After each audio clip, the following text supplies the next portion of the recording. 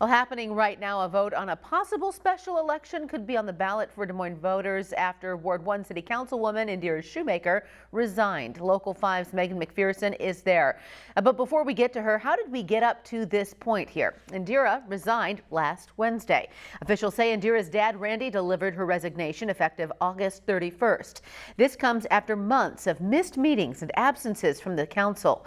Now the council will vote on a resolution to fill that vacancy, possibly putting Shoemaker's empty seat on the November 7th election ballot.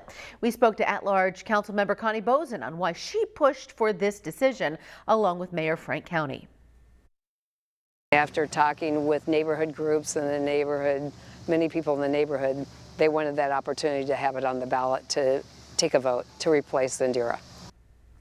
Ward 1 covers Des Moines' northwest side, and that includes the Beaverdale neighborhood, Merle Hay, and Riverbend neighborhoods as well.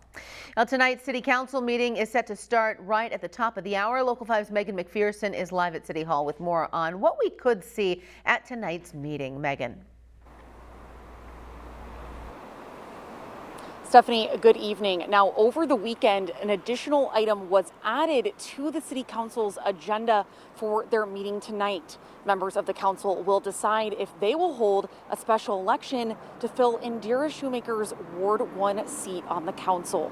Now, over the weekend, or actually at the end of last week, Shoemaker turned in her official resignation, leaving the Ward 1 position open. If a special election happens, it would take place on November 7th, which is the set date for this year's city elections. However, anyone interested in running must have all of their paperwork filed by September 21st, which creates a tight deadline, just under 10 days to get a campaign together. With this in mind, I spoke to standing Councilman Carl Voss about his thoughts on a special election. Here's what he had to say. They have 10 days to file their nomination papers. They have to the person would need to get 75 signatures. So that should be doable. My gosh, the Beaverdale Parade is this weekend. So if you couldn't find 75 signatures there, well, I don't know where you could, so. Now, one of the big questions tonight is, will anyone step up and file to run for the Ward 1 Council position despite the tight timeline? We spoke to Bill Gray, who represented Ward 1 before losing to Shoemaker in 2021. When asked if he would consider running in a special election to try and win back the seat, Gray tells me that there is just too much to get done in such a short period of time in order to make that happen.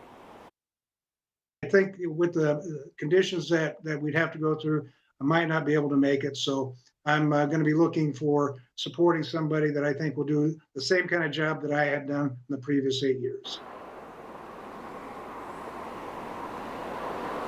We also reached out to Marcus Cohenin, who also ran in that race against Bill Gray and Indira Shoemaker back in 2021. We asked him if he had any interest in also running for this open seat, but he did not respond to our request for comment. Just past 5 o'clock now, the City Council meeting is set to be underway here with that vote on the special election getting underway, hopefully in the first hour here. Coming up at 6, we'll have a full update for you as that vote takes place. Stephanie, back to you. Megan, thank you very much. Also on the City Council agenda, Maverick, the company that recently bought Come and Go, could make Des Moines their Midwest headquarters. According to council documents, Maverick wants to lease part of the former Nationwide building. They are asking for $250,000 over 10 years to help them secure office space for an estimated 250 employees.